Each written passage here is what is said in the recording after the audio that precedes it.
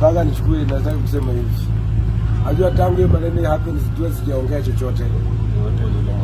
Na nataka niseme ya kwamba hao baraza ndio mwenye hii maneno.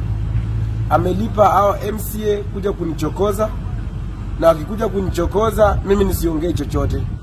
Wananitusi, wanapiga gari, wanapasua, nisiongee chochote. Mimi goons wangapi ambao wameni-attack in public, sijaiguza. Walinipigia gari huko, wakani-attack kule Matungu, wakani-attack kule Mumias West.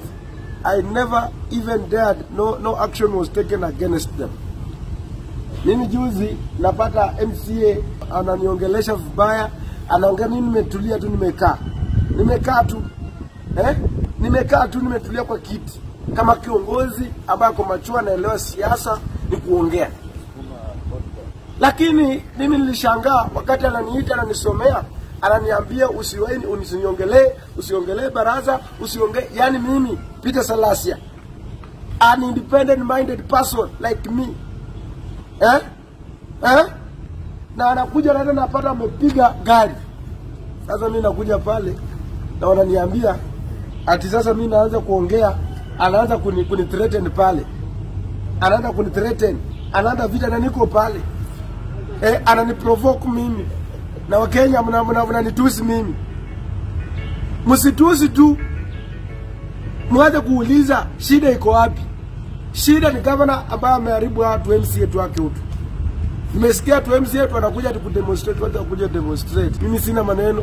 I'm a very peaceful man unless someone else comes and rattle me. Mimi huongea kama macho nimefunga. Sasa kama huyo mtu nalikuwa pale is like huyo MCA alikuwa amejihami. Sasa pale na kisu yake pale.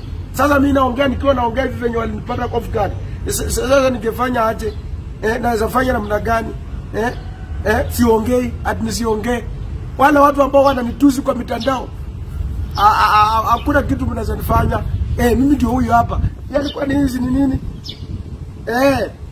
Mtusi tu, lakini mjiulize shida iko wapi?